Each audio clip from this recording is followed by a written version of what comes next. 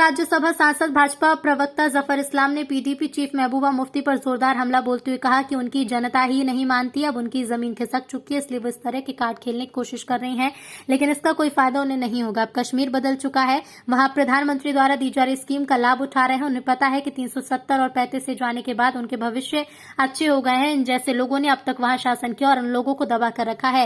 अब उनका असर खत्म हो गया और जनता अब ज्यादा सुरक्षित महसूस कर रही है, इसलिए महबूबा मुफ्ती परेशान होकर इस तरह के बयान दे रही हैं जिससे जनता पर कोई असर होने वाला नहीं है। दरअसल कल ही महबूबा मुफ्ती राष्ट्रपिता महात्मा गांधी के सबसे प्रिय भजन रघुपति राघव का विरोध किया। महबूबा मुफ्ती ने कहा कि भाजपा सरकार जम्मू कश्मीर में मुस्लिम बच्चों को जबरदस्ती तरह के भजन गाने पर मजबूर किया जा रहा है। इस पर मुरादाबाद पहुंचे आज जफर इस्लाम ने अपनी प्रतिक्रिया दी। वहीं वक्फ बोर्ड द्वारा देश भर में किए गए अवैध कब्जे के मामले में पूछे गए सवाल पर जफर इस्लाम ने कहा कि वक्फ बोर्ड का बारीकी से सर्वे होना चाहिए, क्योंकि वक्फ बोर्ड से जुड़े अधिकारी ही हमसाज होकर घालामेल करने में लगे हैं। कई लोग वक्फ बोर्ड की प्रॉपर्टियों को गलत तरीके से बेच रहे हैं, इसलिए सरकार ने इसका संज्ञान लिया और इसमें जांच के लिए दूध का दूध पानी का पानी होकर ही रहेगा। जिन्होंने इस तरह का सर्वे पर कुछ खिलवाड़ किया, भाजपा उन्हें दंडित भी करेगी। मदरसों के सर्वे पर कुछ मुस्लिम संगठनों सपा द्वारा किए गए विरोध पर बोलते हुए कहा कि विरोध करने वाले तो हर चीज का विरोध करते हैं। देखिए, इसमें भी मुस्लिम समाज से मुस्लिमों के दुश्मन है। वो लोग मुसलमानों को आगे बढ़ना देना नहीं चाहते हैं। आखिरी सवाल, क्या मदरसों के सर्वे के बाद मदरसों को सरकारी एड मिलेगी? तो टालमटोल करते हुए कहा कि पहले सर्वे तो हो जाने दीजिए। जफर साहब, मदरसों को लेकर के विरोध भी है, मुरादाबाद से स्टार्ट हुआ था विरोध, क्या मैसेज दें? देखिए, विरोध करने वाले तो हर चीज़ का विरोध करते हैं। उन्हें मुस्लिम समाज को आगे नहीं बढ़ने देना चाहते हैं और उसके दुश्मन मुस्लिम समाज से ही है। मुझे लगता है कि समाज को आगे बढ़ने के लिए अच्छी शिक्षा की ज़रूरत है और इसलिए मदरसों में आधुनिक शिक्षा हो, अच्छी शिक्षा हो, सारी सुविधाएं हो, इसलिए सर्वे करना ज़रूरी है। बहुत सारे अवैध तरीके से जो है मदरसे अचानक आ गए हैं। ऐसे मदरसों को सरकारी या तो लाइसेंस ले और या फिर उसे बंद कर दें, इसलिए कि जिसको अनुमति नहीं दी गई है उन्हें कोई अधिकार नहीं है कोई भी ऑर्गेनाइजेशन चलाने का। अब मदरसों में बहुत सारी चीज़ें जो होनी चाहिए वो नहीं हो पा रही है। सर्वे के बाद वो कमियां पता चलेंगी और कमियां जो होगी उसको दुरुस्त किया जाएगा।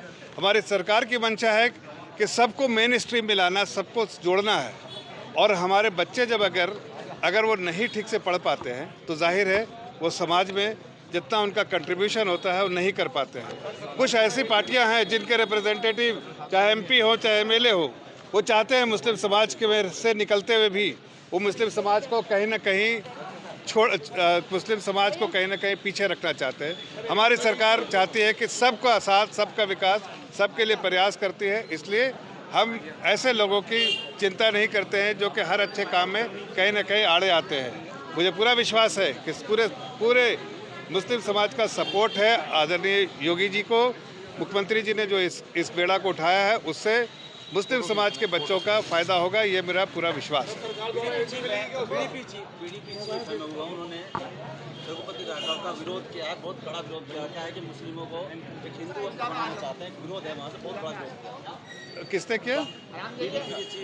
महबूबा मुफ्ती। उन्होंने कहा कि जो बापू का जो वजन है वो जबरदस्ती स्कूल में पढ़ाया जा रहा है। देखिए, महबूबा मुफ्ती जी के बारे में क्या कहूँ, विशेष सवाल जिनको उनकी जनता ही नहीं मानती है।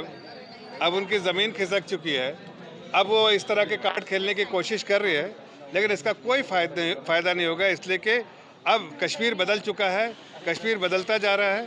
वहाँ जो है लोग जो है आदरणीय प्रधानमंत्री जी की जितनी स्कीम है उसका लाभ उठा रहे हैं और उसका लाभ उठाने से अब उनको समझ में आ गया है कि 370 और 35 से जाने के बाद उनके भविष्य अच्छी हो रही है। हाँ, ऐसे कुछ नेता है, ऐसी पॉलिटिकल पार्टी है जो अब तक वहाँ शासन करती रही है, लोगों को दबा कर रखती रही है।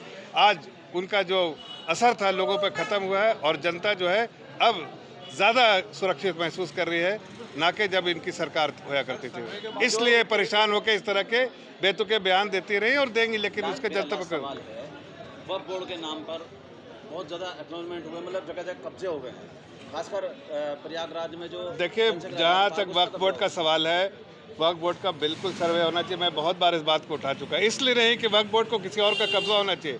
वक्फ बोर्ड पे जिसका कब्जा होना चाहिए वही नहीं, वहाँ का जो अधिकारी होते हैं, जो उनको नॉमिनेट किया जाता है मेंबर्स होते हैं वही कहीं ना कहीं घुल मिल के हैंड इन ग्लव्स होके वक्फ बोर्ड की प्रॉपर्टियों को कहीं ना कहीं गलत तरीके से अवैध तरीके से बेच देते हैं। इसलिए इसका संज्ञान सरकार ने लिया है।